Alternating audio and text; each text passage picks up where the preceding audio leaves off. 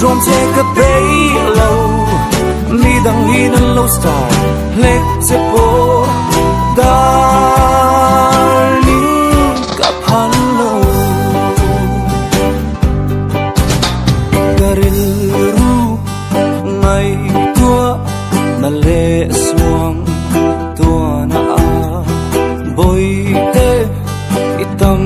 deu lo mo min ti a zo don kata in di chuan kata chau ni la mi dang hera in drum take a bay low mi dang hin a low star let se po darling kaphan lo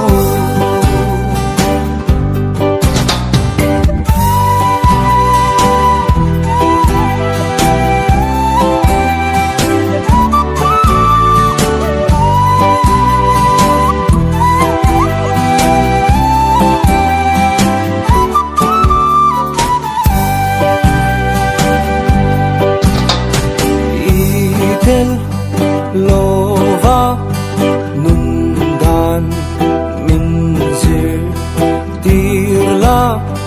min kal san pon tor dan kathiamang ma se boi te hei ngai khala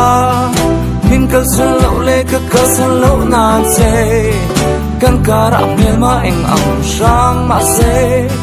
rin ong te in o